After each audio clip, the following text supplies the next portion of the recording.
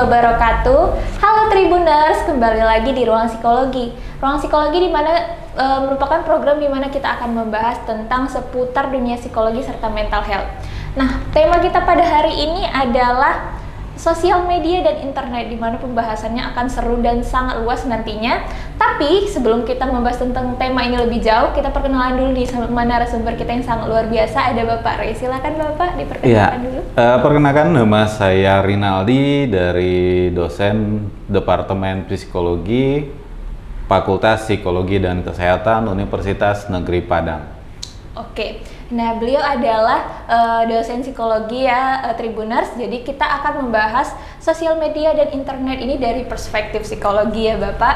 Nah, kita langsung aja nih Pak, kita bahas sosial media dan internet. Nah, apa sih Pak pengertian dari sosial media kemudian dari internet gitu Pak? Kalau kita lihat sosial media itu banyak gitu. Sebenarnya tempat media kita bersosialisasi dengan dunia maya. Kayak Instagram, TikTok, WA, atau Facebook, itu yang sosial media. Kalau internet itu kan tempat kita berselancar, menggunakan dunia kegiatan yang di luar dunia maya di situ. Jadi itu yang saya bilang, sepaham saya, artinya kita bisa menjelaskan bedanya. Cuman antara internet dengan sosial media itu tetap ada keterkaitannya di situ. Oke, jadi sosial media ini merupakan wadah di mana kita bersosialisasi. Gitu, tapi, nah sekarang nih, apa sih pentingnya kita bermedia sosial pada zaman sekarang ini nih Pak? Kalau kita lihat, mungkin kalau orang bersosial media itu sebenarnya untuk aktualisasi, untuk ekspresi, untuk melihat gambaran dunia dia, untuk berekspresi, beraktualisasi tentang pribadi, kehidupannya dia itu tadi. Dia menunjukkan siapa dia, apa yang dia lakukan, apa yang dia kerjakan juga. Juga sosial media itu juga untuk bisa juga sebagai, mungkin yang kalau kita katakan sekarang mungkin bisa jadi profit, untuk keuntungan ekonomisnya ada juga di situ. Oke. Nah, semuanya pasti ada waktunya ya kan Pak, dalam bermedia sosial ataupun mendapatkan fasilitas untuk internet. Nah, kalau untuk anak-anak sendiri idealnya itu pada usia berapa sih baru diperkenalkan dengan sosial media dan internet ini? Kalau bicara usia, mungkin saya katakan mungkin ketika mereka paham apa sih kegunaannya sosial media gitu. Karena kan kalau kita tengok, ada beberapa keluarga yang mungkin membatasi anaknya dari SMP sampai SD, SMP itu nggak mengurangi dengan dunia sosial media. Ada juga yang mungkin yang bisa menggunakan gitu, bisa memberikan kebebasan. Saya bilangin batasannya tadi, ketika dia tahu manfaatnya itu untuk apa di situ.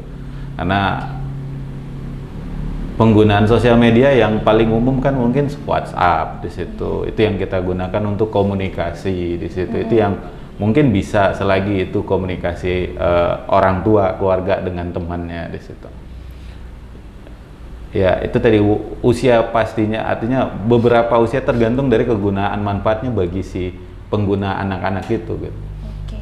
Nah, namun sekarang ini kan Pak banyak fenomena di mana orang tua ya udahlah kasih aja gadget gitu kan biar dia anteng, biar kita bisa kerja gitu kan Pak. Nah, itu tuh seperti apa nanti dampaknya pada si anak gitu? Ya, itu tadi dampaknya tuh tadi dunia dia nggak akan bisa bersosialisasi dengan dunia realnya gitu. Sama dia dengan bermain. Kalau kita bicara motorik, si anak mungkin akan terbiasa dengan gadgetnya di situ. Dia berkomunikasi, dia ngelihat nonton itu. Artinya yang dia lihat dunia yang bukan dunia realnya. Artinya dunia realnya dia bermain, dia bersosialisasi dengan kawan-kawan, dia berkomunikasi, berinteraksi dengan teman-temannya di situ. Itu yang tadi, dia lebih banyak dunia dia dengan game di situ. Memang satu sisi dampak buruknya itu tadi, dia nggak, kalau bagusnya bagi si orang tua enak, si orang tua bisa karena ada pengalih perhatian, dia bisa bermain di situ. Makanya kan kalau kita lihat, mungkin saya juga ngelihat, mungkin kalau di sekolah itu biasanya yang saya tahu anak-anak paling dikasih handphone yang tidak, ya yang cuma bisa nelpon gitu ya, aja gitu. Cuman kan kadang-kadang aturan sekolah itu kan nggak semuanya sama di situ. Si anak juga bisa pakai gadget di situ gitu. Itu tadi. Jadi lebih ke itu ya Pak, waktu mereka untuk bersosialisasi secara real itu yang berkurang gitu. Berkurang gitu. Artinya ya tadi gadget kasih diam gitu. Sehingga kan tidak juga motorik kita kan bisa sama juga megang handphone ini kan juga punya rasa itu, jadi nggak, rasa itu kan hilang di situ. Dia bermain bagaimana layaknya main usia anak-anak gitu. Yang tidak dunia nyatanya dia bermain, dia katakanlah kita bertengkarnya jelas, si anak bertengkar nangis nanti ngadu. Kalau di dunia maya paling dia ngamuk, handphonenya yang dicampakkan gitu. Seperti itu tadi. Jadi sosialisasi sama temen-temennya juga jadi kurang kan jadi Pak? Kurang. Kayak kebanyakan meme di internet tuh didorong anaknya supaya keluar rumah gitu kan Pak. Nah itu kan tadi dampak bisa dikatakan negatifnya ya Pak. Kalau untuk manfaatnya sendiri kita bermedia sosial nih apa untuk kehidupan Pak? Jaringan kita mungkin ketika kita bermedia sosial, jaringan kita bisa luas. Dunia kita nggak hanya di sekitar kita, bisa dunia luar, bahkan mungkin nggak di Indonesia juga bisa bertambah temanan kita di situ. Dari satu sisi juga positif kalau kita tahu media sosial juga ajang promosi gitu. Bisa katakanlah orang yang mau bermarketing dia bisa berjualan di situ, bisa mempraktekkan sehingga kita juga bisa lihat itu bisa bersifatnya menguntungkan secara ekonomisnya di situ. Ya saya nggak tahu dapat kayak YouTubers atau TikTokers yang sehingga dapat uang masuknya di situ, itu positifnya ada di situ. Jadi lebih memperluas jaringan dan bisa juga jadi tempat kita mencari itu ya Pak, apa namanya, peluang di situ, gitu ekonomi ya. di situ. Betul. Nah kalau untuk kita berbicara tentang psikologi nih Pak, kalau untuk pengaruhnya sendiri bermedia sosial ini terhadap psikologis kita seperti apa Pak? Banyak pengaruhnya gitu. Kalau kita bilang meniru, kita juga bisa banyak yang kita lihat kejadian di luar yang katakan kita nggak tahu hari ini apa yang terjadi, ketika kita lihat dari sosial media ada aja muncul berita atau peristiwa yang mungkin kita nggak tahu di mana itu kejadiannya. Perilaku itu banyak yang kita dapat manfaat. Dan juga komunikasi dengan dunia luar itu, ilmu juga, misalkan kita mau cari informasi tentang sesuatu itu juga kita bisa dapatkan di situ. Jadi satu peristiwa yang mungkin tadi yang kita nggak tahu di dunia mana, kita bisa dapat cepat di situ info-info seperti itu. Ya. Berarti sebenarnya pengaruhnya cukup luas ya Pak? Cukup luas di situ dengan sekarang. Kalau dulu kan namanya mungkin nggak tahu Clara udah ada, Friendster mungkin nggak tahu Clara. Itu tadi mungkin itu awalnya, mungkin ini yang saya tahu. Friendster gitu kan redup, baru naik Facebook, barulah dari Facebook itu kan berkembang Instagram, ada Twitter, Instagram, kemudian apa lagi banyak. Cuman yang tadi TikTok juga ada snack, banyak mungkin yang saya mungkin nggak semuanya yang bisa saya pahami, saya gunakan deh. Nah berbicara tentang TikTok nih Pak, mungkin sedikit kita lari dikit dari pembahasan kita. Itu tuh kan ada yang namanya algoritma gitu Pak. Kemarin juga sempat bahas sama Bu Mina bahwasanya algoritmanya itu bisa mengikuti kita gitu Pak. Kayak misalnya kita suka sesuatu, nah nanti itu bakal keluar itu aja terus. Itu seperti apa tuh Pak nanti pengaruhnya terhadap diri kita? Sama juga mungkin kalau ini menurut saya kayak like gitu. Orang kasih jempol di Instagram. Iya. Ya tergantung, orang mengharapkan itu kan nampak dia makin terkenal gitu. Algoritma itu kan sebenarnya menghitung seberapa, mungkin ini pemahaman saya, seberapa tenarnya kita di situ. Oh gitu. Mungkin saya katakan saya karena TikTok jarang, tapi menurut saya mungkin seberapa tenarnya. Makin suatu kejadian atau suatu video atau satu peristiwa yang kita upload itu karena kita buat atau karena kita ambil, orang jadinya kan otomatis berapa like mungkin sama. Algoritmanya juga akan muncul berapa kita muncul. Nah, kita balik lagi ke pembahasan kita. Berbicara tentang internet, media sosial, kemudian psikologi. Nah, itu Clara sering banget dengar orang ngebahas tentang cyber psikologi gitu, Pak. Nah, apa sih sebenarnya yang dibicarakan tentang cyber psikologi ini sehingga orang sangat gencar gitu, Pak, membicarakannya, bahkan banyak penelitian gitu. Ya, dunia cyber itu kan sama dengan dunia internet. Cuman yang dampaknya ke perilaku kita tadi. Begitu. Ya itu tadi, dulu kita mungkin internet cuman searching email, buka ini. Iya. buka email, buka Facebook yang mungkin nggak ada dampaknya di situ. Tapi ketika sudah mulai Instagram semuanya, itu kan juga dampaknya di kita kan nampak. Perilaku TikTokan orang semuanya kadang gaya hidup berubah karena melihat dunia yang itu tadi. Sehingga hal-hal itu jadi dampak. Juga mungkin sisi negatif yang mungkin kita bilang bully. Mungkin bullynya kita bahasa kita mungkin ya kalau kita bahasa bully sebenarnya kan bahasa ngejek kita zaman kecil. Cuman bahasa trendingnya jadi bully. Tapi di dalam dunia maya mungkin akan lebih ketika kita baru satu komen udah muncul 1000 komen macam-macam itu yang dikatakan. Ada yang positif, ya ada yang negatifnya di situ. Banyak yang kejadian yang kayak kemarin yang baru mungkin yang Lampung itu mungkin udah banyak netizen kayak kejadian itu yang muncul tadi di situ. Dunia-dunia yang seperti itu jadi dunia cyber yang mempengaruhi mindset otak kita juga jadinya terfokus dengan berita itu di situ. Nah, itu tadi kan cyber itu kita membahas tentang perilaku berinternet kebanyakan ya Pak. Nah, mungkin dalam sosial media ini kita tidak sadar kalau kita punya yang namanya perilaku bermasalah gitu kan Pak. Nah, apa aja sih bentuk-bentuk perilaku bermasalah dalam bermedia sosial nih Pak? Gitu.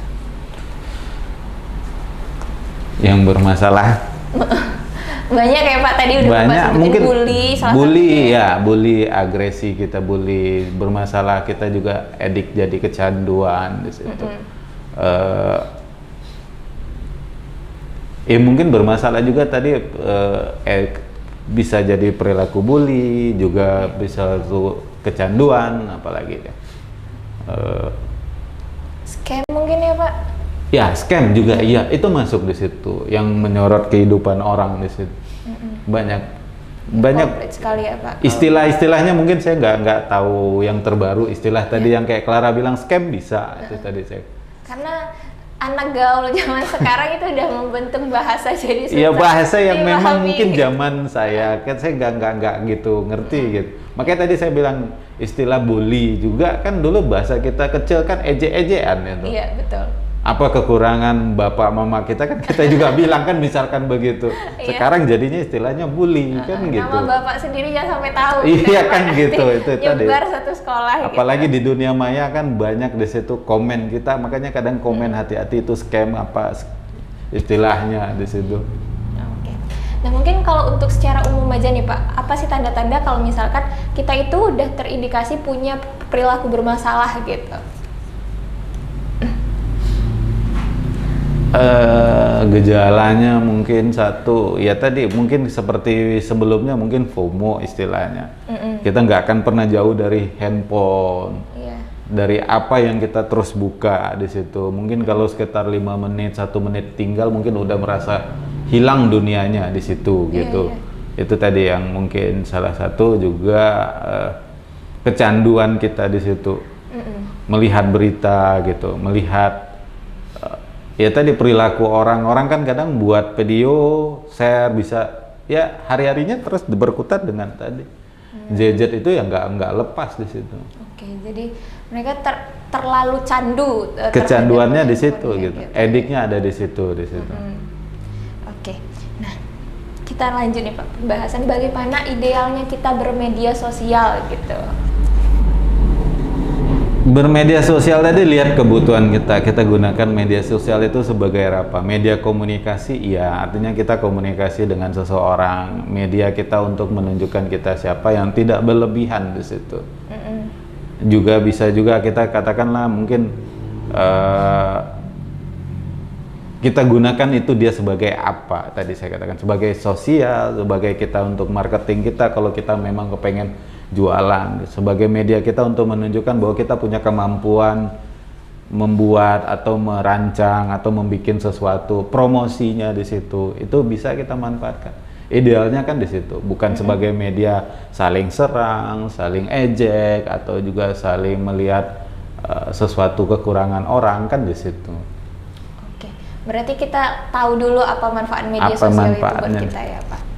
Nah mungkin terakhir nih Pak, tips bijak dalam bermedia sosial seperti itu. Tips bijaknya tadi ya kita manfaatkan sebenarnya kita untuk apa? Sebagai kita pribadi itu sebagai hiburan mungkin dia satu gitu. sebagai untuk kita pribadi, tapi juga kita mau melihat kehidupan dunia luar juga, kita juga bisa manfaatkan berita-berita di situ, informasi di situ. Juga kita sebagai apalagi mungkin yang kita katakan mencari informasi perihal tentang apa yang ingin kita ketahui, membuat sesuatu, atau katakanlah kita mau terhalang, kita nggak tahu melakukan kayak semacam panduan, kita bisa lihat di media sosial ada di situ. Karena pada dasarnya semuanya ada sekarang. Ada sekarang, kita nggak jadi bukan orang yang jadi kesulitan kita mau di mana kita dapat informasi. Iya betul. Sama dengan kita buka YouTube, kita mau cari saya mau buat ini gitu. Kita kasih kata kunci, buka, dapat, kita bisa kerjain di situ. Yang penting ada pakai data atau wifi. Iya, ya jelas. Yang penting jaringan data, pakai datanya ada gitu. Iya, karena kan semuanya terkoneksi dengan internet tadi. Makanya kan dulu kita awalnya tadi saya balik. Awalnya kita gunakan internet, buka email. Iya. Paling nonton, buka YouTube, paling paling sering. Sekarang kan sudah banyak yang bisa terkoneksi dengan internet di situ. Karena sekarang semuanya internet, mau hiburan ke internet, semua internet di situ. Ya, yang penting kita tahu aja manfaatnya untuk kita apa dan bisa bijak dalam menggunakan internet dan sosial media itu. Oke, sip. Nah, itulah Tribuners pembahasan kita hari ini tentang bermedia sosial kemudian juga internet. Nah, mungkin sedikit kita ulas kembali bahwasanya media sosial ini adalah wadah di mana kita bisa bersosialisasi dengan orang lainnya gitu melalui jaringan internet seperti itu. Nah, kemudian internet ini pada dasarnya memberikan dampak yang sangat besar kepada kehidupan kita, tetapi kita juga harus bijak dalam menggunakan internet agar tidak timbul perilaku bermasalah. Oke, mungkin untuk terakhir Pak, silakan closing statement-nya. Sosial media tuh banyak medianya, kita gunakan dengan bijak, kita gunakan dia sebagai bisa jadi teman, juga bisa jadi lawan bagi kita sosial media di situ. Jadi lebih bijaklah kita menggunakan sosial media yang ada sekarang ini. Oke, itulah tadi dari Pak Rey. Sosial media itu kita harus gunakan secara bijak karena itu bisa menjadi teman ataupun jadi lawan gitu. Jadi harus berpandai-pandai dalam bermedia sosial. Oke, sekian Ruang Psikologi pada hari ini. Saya Clara dan Bapak Rey undur diri. Assalamualaikum warahmatullahi wabarakatuh.